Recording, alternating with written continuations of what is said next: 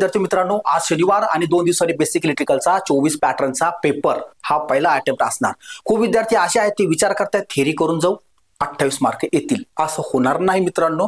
खूप मुलं असे पण आहेत त्यांना असा इतका कॉन्फिडन्स आहे न्यूमरिकल खूप चांगले येतात, न्यूमरिकल खूप चांगले करू शकतो, तरी पण 28 मार्क येण्याचे चान्सेस नाही या सब्जेक्टमध्ये.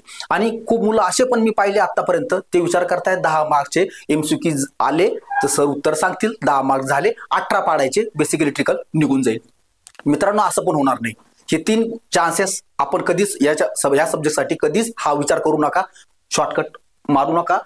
आता चला मी आपल्या समोर बेसिक इलेक्ट्रिकल नवीन पॅटर्नचं मी इम्पॉर्टंट क्वेश्चन सांगतो. 23 क्वेश्चन करून या आणि काही न्यूमरिकल सांगतो. याच्या कॉम्बिनेशनने आपण हा सब्जेक्ट पूर्णपणे 2 दिवसाच्या प्लॅनिंगवर स्कोर करायचा. सगळ्यांनी 100% स्कोर होणार 2 दिवसामध्ये. ज्यांनी काही आधी केलं नसेल त्यांच्यासाठी सुद्धा हा खूप महत्वाचा असणार. चला unit number 1 elementary concept and DC circuit. Yes मित्रांनो, हा एकदम सोपा आणि क्वेश्चन बघा माझे किती छोटेसे सिंपल, किती कमी क्वेश्चन ठेवलेत मी, तर आपला याच्यामध्ये स्कोर होऊ शकतो. हा पहिला डेफिनेशनचा पार्ट ठेवलाय मी. ओम्स लॉ विचारला जाऊ शकतो, डिफाईन स्टेट किंवा डिफाईन ही डेफिनेशन येऊ शकते, ही डेफिनेशन येऊ शकते. 3 असं कॉम्बिनेशननी 6 मार्क. दुसरा question explain structure of power system showing all the stages with NEET diagram. हा क्वेश्चन पण 6 मार्कचा वेटेजचा इम्पॉर्टंट क्वेश्चन मध्ये मी पकडलेला आहे. नंतर classification of electrical network. Yes, तुम्हाला याचं क्लासिफिकेशन द्यायचंय, एक स्टेटमेंट त्याची डेफिनेशन पण लिहावं लागेल. 6 क्लासिफिकेशन, पर क्लासिफिकेशनला 1 मार्क मिळेल. लब network, distributed, linear network, non linear, bilateral सगळं काही तुम्ही याच्यात कव्हर करा. हा क्वेश्चन पण convert star network into equivalent delta. हा क्वेश्चन शुअर येणार, पण विद्यार्थी याला पूर्णपणे लिहित नाही, क्वेश्चन पेपरला व्यवस्थित सॉल्व्ह करत नाही. हा क्वेश्चन फिक्स येणार. स्टार टू डेल्टा और डेल्टा टू स्टार दोघांपैकी एक फिक्स येणार, 100% येणार. आतापर्यंत हिस्ट्री बनली या क्वेश्चनची, पण मुलं याच्यामध्ये सुद्धा हे 8 मार्क गमावतात, आणत नाही. एनी वन, हा मी सांगितलं येणार तर येणार. दुसरा state and explain Kirchhoff's law. Yes, हे 2 बी थ्योरेटिकल क्वेश्चन ठेवले. याची जर थिअरी आली याचं न्यूमरिकल येणार, याची जर थिअरी आली तर याचं किर्चॉफ्स लॉचं न्यूमरिकल येणार. याचा अर्थ इथं आपण शुअर या चॅप्टरला आपण 14 मार्क घेऊ शकतो. हे चॅप्टर 14 मार्कसाठी आहे, तर मी याच्यासाठी सांगितलं न्यूमरिकल याच्यावर करायलाच पाहिजे, न्यूमरिकल याच्यावर आणि या टॉपिकवर न्यूमरिकल आहे आणि स्टार डेल्टा याच्यावर न्यूमरिकल. बस या चॅप्टरला 3 प्रकारचे न्यूमरिकल, तुम्ही 2 चे केले तरी चालेल. मी हे सांगतो, एक न्यूमरिकल सेकंड टाइप 2. आता याच्यात कॉम्बिनेशन झालं थिअरी प्लस न्यूमरिकल. आता आपला इथं स्कोर बनू शकतो 14 मार्क आपण इझिली आरामात आणू शकतो या चॅप्टरवर. चला सेकंड चॅप्टर बघूया. Chapter second magnetic circuit and electromagnetic induction. Yes मित्रांनो, काही डेफिनेशन आहेत. Flux density, MMF magnetomotive force, reluctance S, magnetic field strength H आणि परमेबिलिटी. परमेबिलिटी म्हणजेच μ0 इंटू μr. याच्यापैकी काही पण एनी 3 क्वेश्चन्स येऊ शकतात. डेफिनेशन सिंपल क्वेश्चन आहे, डेफिनेशन लिहायची, फॉर्म्युला पण लिहायचा, तेव्हा 2 मार्क मिळतील. Compare electrical and magnetic circuit. Yes, याच्यात सिमिलरिटी डिसिमिलरिटी हा पण तुम्ही ऍड करायचा. State similarity of electric circuit and magnetic circuit, dissimilarity of electrical and magnetic circuit म्हणजे फरक काय, कंपॅरिझन करायचं तुम्हाला. सिमिलर पॉईंट शोधायचे, डिसिमिलर पॉईंट शोधायचे. हा क्वेश्चन पण इम्पॉर्टंट आहे या चॅप्टरसाठी. Definition explain statically and dynamically induce EMF. हा पण क्वेश्चन कम्पेअर किंवा स्टेट अँड एक्सप्लेनेशन मध्ये हा येऊ शकतो.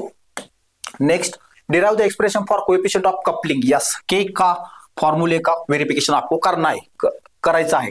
Derive the expression for energy stored in the magnetic field. Yes, expression E equal to 1/2 LI². हे एक्सप्रेशन खूप सोपं आहे मित्रांनो आणि पेपरला येण्याचे चान्सेस आहेत. या चॅप्टर मध्ये मी खूप कमी क्वेश्चन दिलेले आहेत, फक्त 5 क्वेश्चन्स दिलेले आहेत आणि याच्यावर न्यूमरिकल करायचं म्हणजेच हे फ्लक्स डेन्सिटी फ्लक्स काढायचं, रिलक्टन्स काढायचा, एमएमएफ काढायचा, मॅग्नेटिक फील्ड स्ट्रेंथ काढायची, permeability, dielectric magnetic material constant μr काढायचा किंवा म्यू काढायचा किंवा μr काढायचा किंवा आणखी याच्यात flux, reluctance, MMF, H, μr ह्या गोष्टी काढण्यासाठी विचारू शकतात. याचं एक न्यूमरिकल फिक्स येणार तर याच्यामध्ये झाले टोटल आपली न्यूमरिकल बनले 3 आणि थेरी क्वेश्चन झाले 10च्या आसपास. तर याच्यात हे झाले माझे थिओरिटिकल क्वेश्चन्स. याचा सपोर्ट न्यूमरिकलचा सपोर्ट लागल. का सांगतो न्यूमरिकलचा सपोर्ट लागल? जर 45% जर 45% जर न्यूमरिकल येत असतील तर किती झाले? 55% थिअरी जर असेल तर न्यूमरिकलची कॅपॅसिटी 35 मार्कला न्यूमरिकल देते. बाकीचे अंदाजे आपण कन्सिडर करू 35 मार्कला न्यूमरिकल असेल आणि बाकी 35 मार्कला थिअरी असेल. असं 70चं तुमचं वेटेज पकडलं तर 30 मार्काला जर न्यूमरिकल असतील किंवा 35ला असतील तर आपलं 4 न्यूमरिकल बसले पाहिजे. तर हा एक माझा इम्पॉर्टंट क्वेश्चन फ्लक्स फाय हे काढण्यासाठी थिअरी याचं कॉम्बिनेशन बरोबर केलेलं आहे मी. 3rd न्यूमरिकल झालं आपल्या टाईपचं. त्याच्यानंतर युनिट 3 एसी फंडामेंटल. यस मित्रांनो, इथं पण सगळ्या सिंपल डेफिनेशन घेतल्यात. सायकल इथं डायग्राम काढायची प्लस डिफाईन करायच्या या डेफिनेशन येऊ शकतात. मॅक्सिमम व्हॅल्यू, पीक व्हॅल्यू, व्होल्टेज करंटची वेव्हफॉर्म या डेफिनेशन 6 मी टाकल्यात इथं. मग पेपरला कोणते पण 3 येतील. तो पूर्ण करायचा हा question. Derive expression for IRMS. Yes, कधी विचारतात IRMS, कधी विचारतात VRMS. एक्सप्रेशन एकच, आयला रिप्लेस करा V नी, म्हणजे हे झाला एकच पार्ट. त्याच्या आवर मध्ये हा question I average equal to, याचे चान्सेस खूप कमी आहेत. पण RMS is very important value. IRMS VRMS याचे चान्सेस कमी आहेत, तरी पण करून ठेवा. आला तर ऑर मध्येच असणार हा question. I average and V average. I average विचारलं, आय ॲव्हरेजच्या हिशोबाने हे इक्वेशन बनेल. V ॲव्हरेज विचारलं, आयला रिप्लेस करा, Vचं हेच इक्वेशन येईल.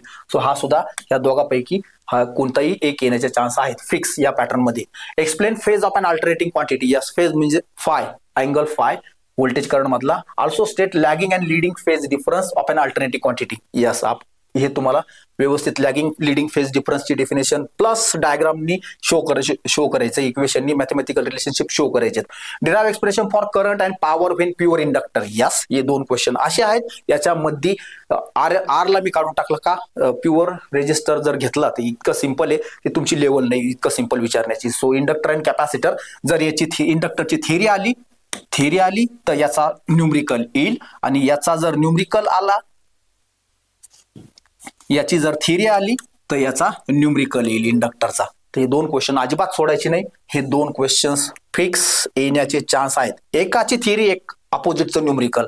तर याच्यामध्ये सुद्धा तुम्ही पूर्ण मार्क 6-6, 12 मार्क घेऊ शकतात आरामात. तर हे झालं explain. Derive the expression for power, current आणि पॉवरचं एक्सप्रेशन काढायचं. V दिलेला असतो, V equal to VM sine omega t. हे दिलेलं असणार सिंगल फेज एसी सोर्सचा व्होल्टेज, आणि तुम्हाला काढायचं करंट अँड पॉवर. दोन्ही केसमध्ये इंडक्टर कनेक्ट करा, कॅपॅसिटर कनेक्ट करा, तुम्हाला हे काढायचं. Along with phasor diagram, waveform ह्या सुद्धा पाहिजेत. व्होल्टेज ट्रायंगल सगळं करून ठेवा. व्होल्टेज ट्रायंगल, इम्पिडन्स ट्रायंगल आणि पॉवर हे डिव्हाइसेस एनर्जी स्टोरिंग डिव्हाइसेस आहेत, inductor and capacitor. So average power comes 0, but instantaneous power there is some value. तर याच्यात पण न्यूमरिकल सांगितले मी. हे 2 प्रकारचे न्यूमरिकल करायचे. ते 3 + 2 टोटल न्यूमरिकल 5 झाले आपले मित्रांनो. हे 5 न्यूमरिकल झाले. 2 टाईपचे करायचे, बाकी सोडले चालतील, no issue. Next chapter 4 single phase AC circuit and polyphase. This is combination up to this point. Single phase AC circuit and below all are polyphase circuit questions. So simple, ये chapter सबसे बड़ा है मगर ये chapter सबसे simple भी है. क्यों दोस्तों? ये नीचे का पार्ट जो है इसमें काफी कम टॉपिक्स थियोरेटिकल है मगर न्यूमेरिकल भी काफी आसान है. इसमें न्यूमेरिकल कोई गलत नहीं हो सकता. ये स्टार और delta connected load, balance load, इसके ऊपर न्यूमेरिकल इतने आसान रहते हैं. उसमें पावर निकालो, active power, apparent power, reactive power निकालो, प्लस पावर फैक्टर निकालो, करंट निकालो, वोल्टेज निकालो, लाइन वोल्टेज, लाइन करंट, इतना ही निकालना है आपको. तो ये न्यूमेरिकल आप गलती से भी इसमें छोड़ो मत, इस दोनों टॉपिक के ऊपर. और ये थियोरेटिकल क्वेश्चंस, और मैंने या क्यों लिखा है, या तो स्टार बैलेंस स्टार कनेक्टेड आएगा, derive relationship between line end phase parameter of balance star. Yes, ये बैलेंस स्टार और डेल्टा दोनों में से एक आएगा फिक्स. उसका फेजर डायग्राम भी निकालना है. ये रिलेशनशिप दिखाना लाइन एंड फेज पैरामीटर का. लाइन वोल्टेज, फेज वोल्टेज में क्या रिलेशनशिप है, लाइन करंट, फेज करंट में क्या रिलेशनशिप है, ये दोनों में से एक.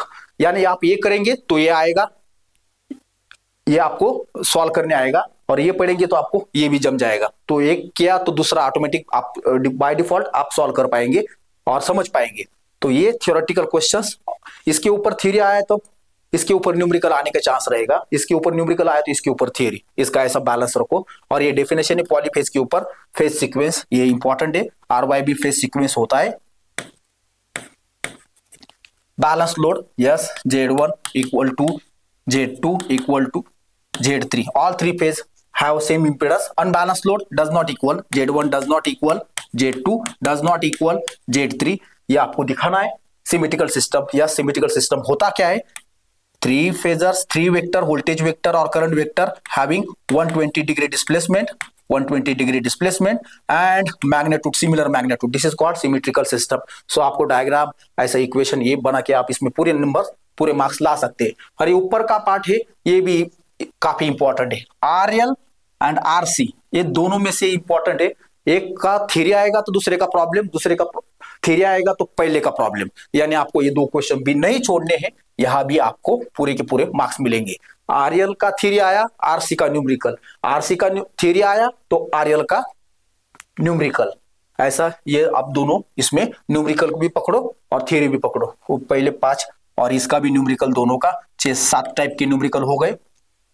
उसके बाद ये दोनों होने के बाद डेफिनेशन है, simple definition. Impedance Z, inductive reactance XL, capacitive reactance XC, then power factor cos phi, it is angle between voltage and current.